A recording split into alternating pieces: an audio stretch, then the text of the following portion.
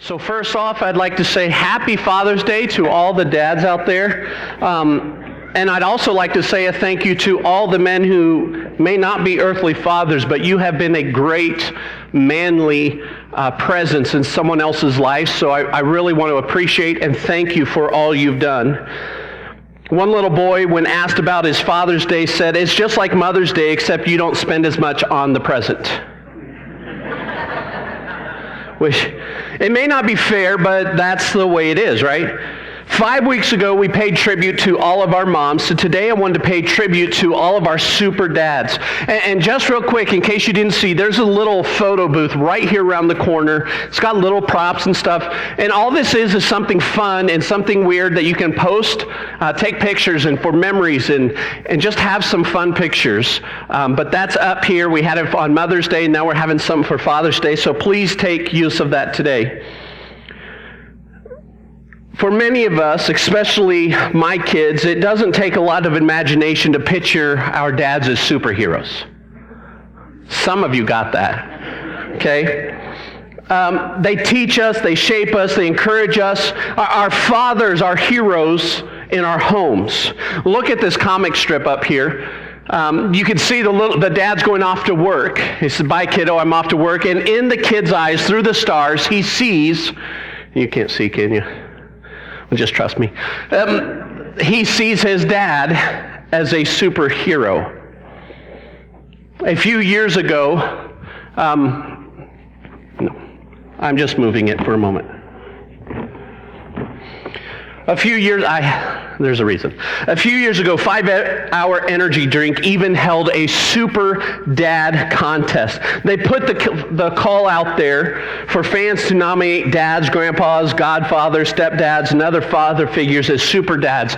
All these nominations came in from all over the country with many tributes. And in the end, they selected 10 winners, and they received, these dads won a free 12-pack of 5 Hour Energy to get them through their duties as dad. Wow, great job, guys. All sorts of these things set up a question: what does it take to be a super dad? Because I'm going to tell you right now, it takes more than 5 Hour Energy drinks. The past few years have been flooded with superhero movies, with all the Avengers things, and it's given us a fresh idea of what superheroes are. And I just wanted to give you a look of how my kids actually see me. But what about the rest of you who can't star in one of those movies? You have to buy tickets to watch them. Okay, you can take it off. What about the everyday man? What will it take for all of the men to become super? The Bible has a whole lot to say about dads and two dads and the types of things that all men should strive to be. There's a myriad of good dads, and even some super dads in the Bible besides God himself. But I want to focus an attention on just a few quick verses in 1 Thessalonians, if you want to turn there. And again, I want to remind you, we have several apps we use here at St. Joe. We have the directory app, which is really just an app that has our directory. We have the church app, which has all the stuff in it for what's going on in the church. We have Right Now media, and then we also use the YouVersion or the Bible app. And the sermon today is on, because I remembered it, it's on the YouVersion, so if you want to look that up. But whenever we're in Scripture, highlight, underline, circle, mark it up where God is speaking to you. That way later on when you flip back through or scroll through that page, you can see and remember what God has taught you. So 1 Thessalonians 2, you are witnesses, Paul says, and so is God, of how holy, righteous, and blameless we were among you who believed.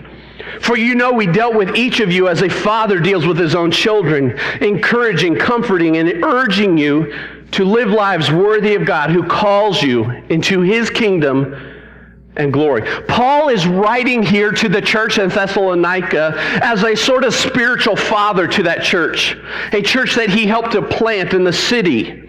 And he's reminding them of the kind of relationship he had with them while he was there. He treated them like a father with his kids. And in here, we're going to hit 3 quick things. And I know with moms, we hit a few more things, but we're dealing with men. So we're going to hit 3. We're going to keep it simple because we're men. It's all we can handle. So 1 Thessalonians, look again, verse 10. You are witnesses, and so is God, of how holy, righteous, blameless we were among you who believed. In other words, Paul is constantly setting an example by the way he lived his life. He didn't just tell them how to live, he showed them. So to be a super dad, you have to set super examples.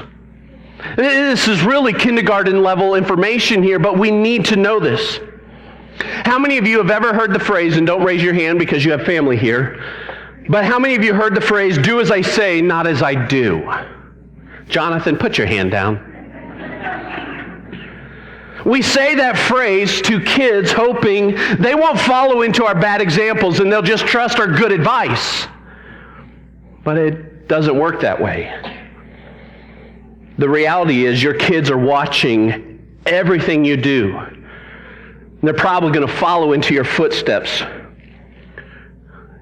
Children who grow up in abusive homes are 10 times more likely to abuse their own kids. On the other hand, children who grow up with a loving, compassionate father will learn to be loving and compassionate themselves. Dads, you need to be the kind of man that you want your son to be, or the kind of man you want your daughter to marry. I didn't understand my role as much as I started holding my brand new baby girl, and I thought, man, there are a lot of guys out there, and too many of them are like me, so I better change so that she can find the right guy. Thankfully, she did. She picked a really great guy. And then I started noticing when we had boys, I want them to love their mom. I want them to hug her and kiss her, which means I better show that example by how I treat my mom. And I didn't grow up really hugging and kissing on my mom, but now I do a whole lot more because I want to set the example. And so men, get out of your comfort zone, get out of your rut, start setting a super example. Barna Group does a lot of research, and they found the following information. We're going to show you this real quick.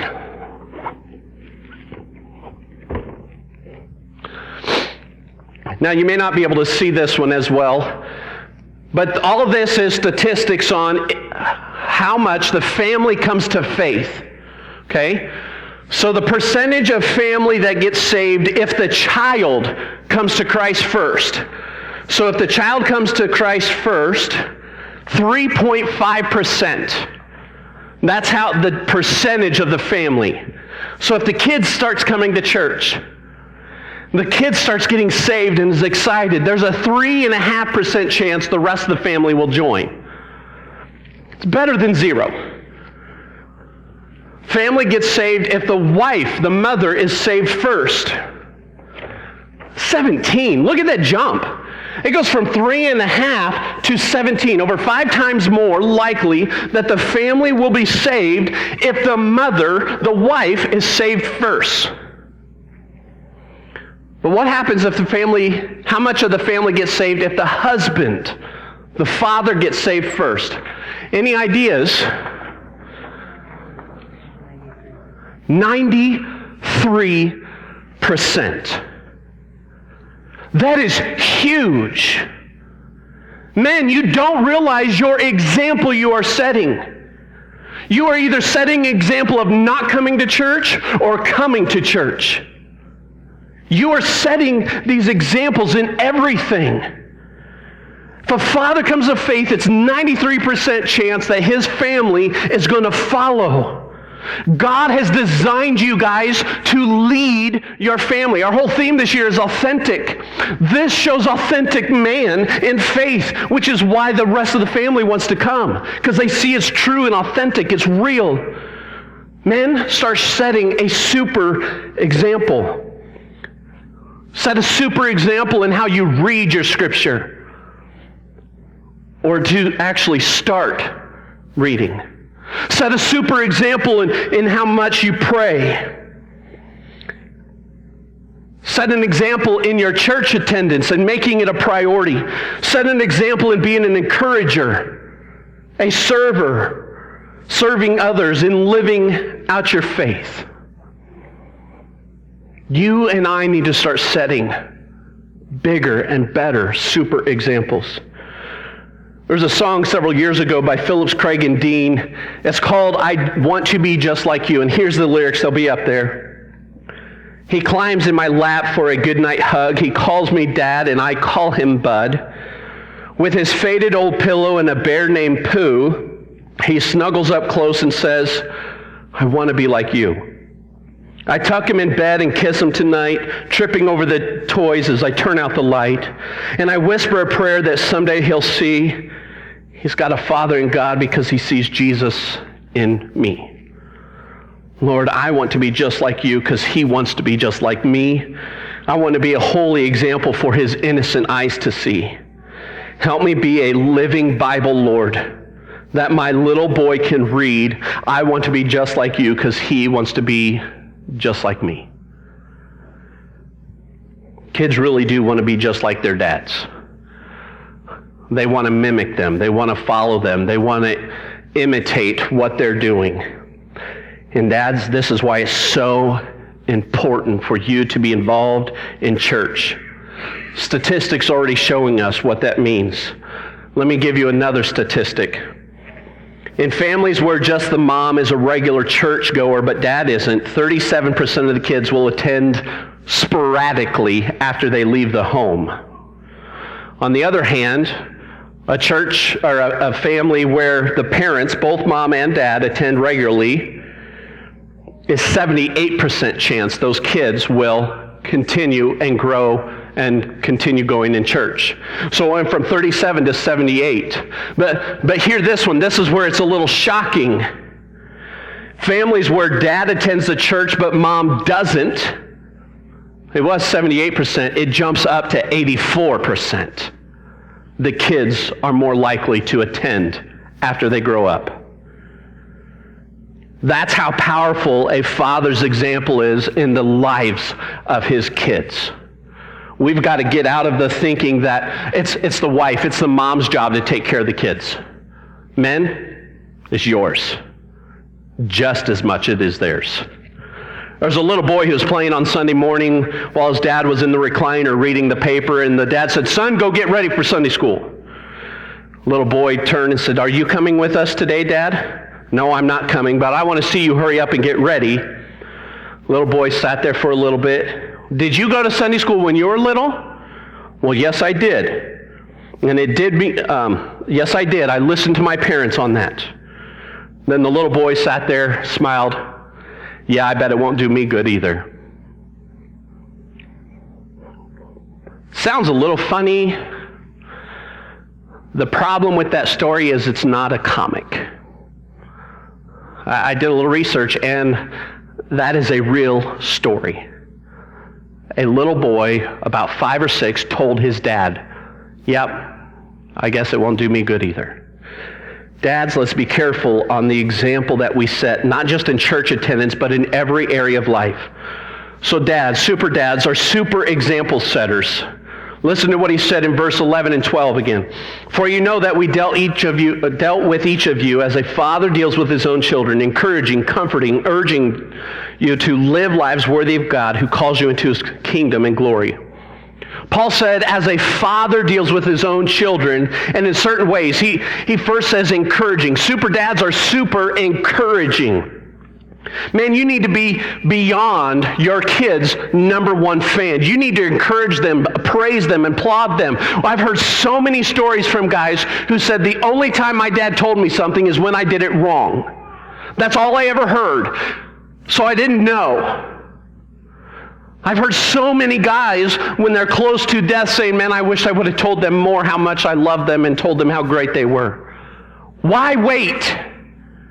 You should be the number one fan. You should be their number one cheerleader. Unfortunately, well, dads, how often do you encourage them and tell them how awesome they are and how proud of them you are. Mark Twain once said this, I can live for 10 years on a good compliment. Most of us could use one a little more often, though. Unfortunately, it's been said that it takes 10 compliments to balance out one critical comment. And we are bombarded with negative and critical comments. So men, you need to step it up, because we need to hear, your kids, your families need to hear over 10 times more the encouragement from you than what the world is saying negative. Children today are constantly being criticized, whether it's in school or social media settings or even at church. Kids get picked on, made fun of, especially for girls. Society is bombarding them with the idea that you got to be this skinny, or you got to have your hair this way, you got to wear this clothes in order for the world to accept you, when all it really takes is dad to come over and say, you know what, I don't care what they say. They're dumb and they're blind. You are precious and a treasure and beautiful beyond compare. As a result, so many kids grow up feeling inadequate. It is our job as dads, as men, to make sure they hear positive, affirming words in the home. That's why God urges all of us to encourage one another up and build one another up.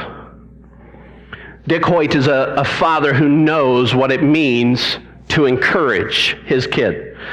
When him and his wife Judy gave birth to their son Rick, this boy was diagnosed with cerebral palsy.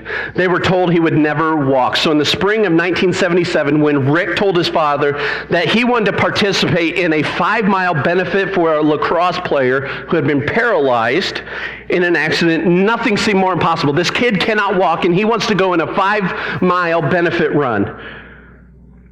Rather than discouraging son, saying, well, you can't do that, you're stuck in this wheelchair, Dick agreed to push Rick in the wheelchair, and he finished all 5 miles, coming in next to last. That night, Rick told his father, Dad, when I'm running, even though he's being pushed, it feels like I'm not handicapped. So determined to nurture that feeling, the father and son team went on to run over 1,000 races, including marathons and triathlons. And here you can see some pictures.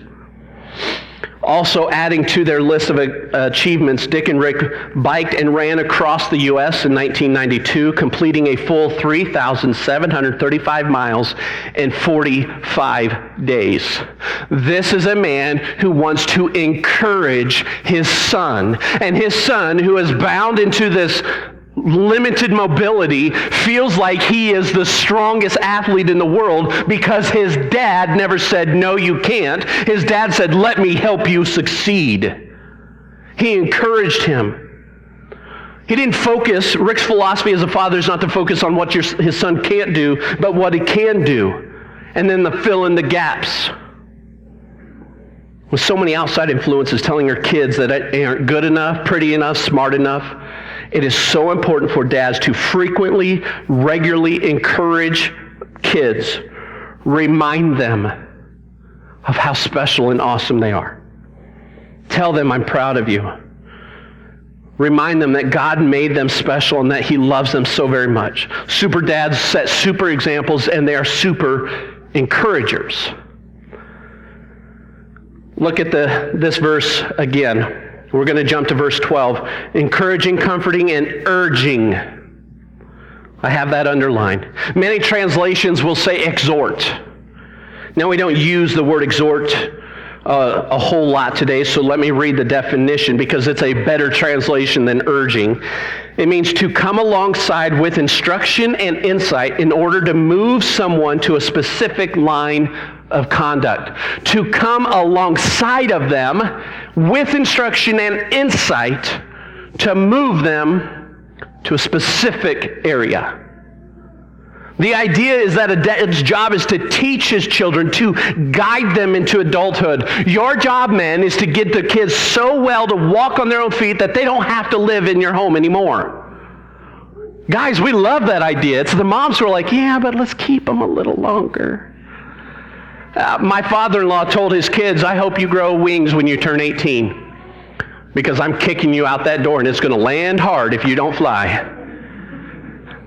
Then he was the first one to say, nah, don't move. Let's keep you here. But dads, you need to teach, lead, guide, encourage them so that they can be properly trained adults who can handle it.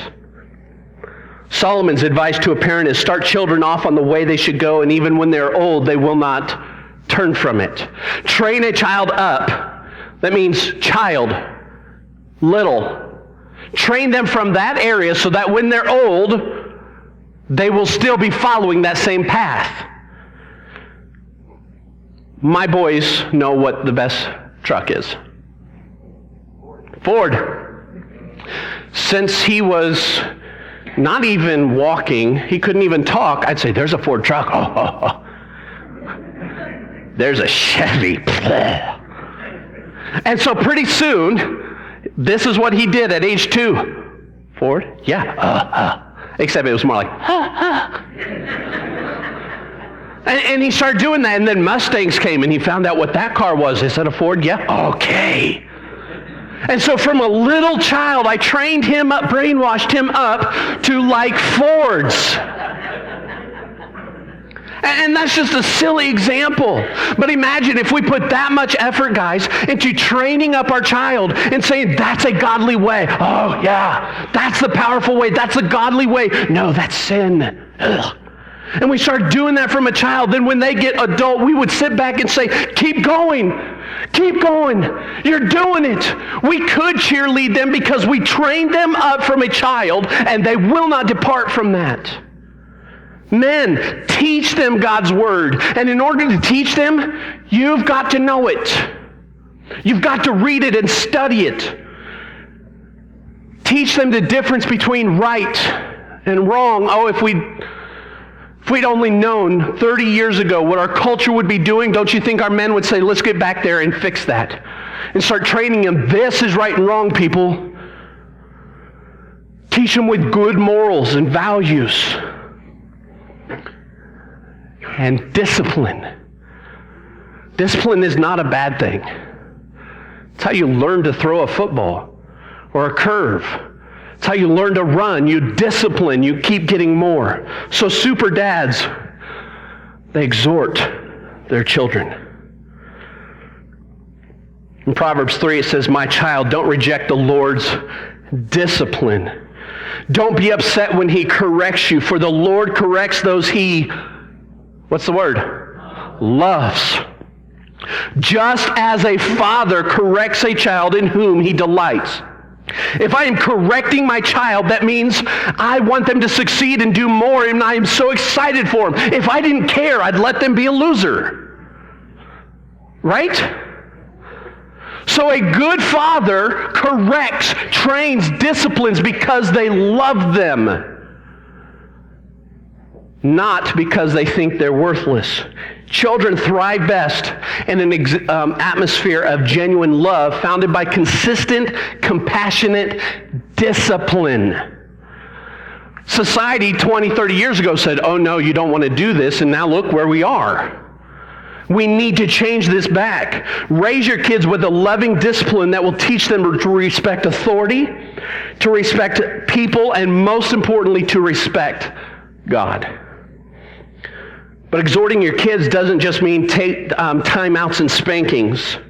It's also about taking advantage of teachable moments that happen each day. Like talking to your daughter about the brevity of life and what happens after we die because that fish you gave her on her birthday is now belly up. But use it as a teaching.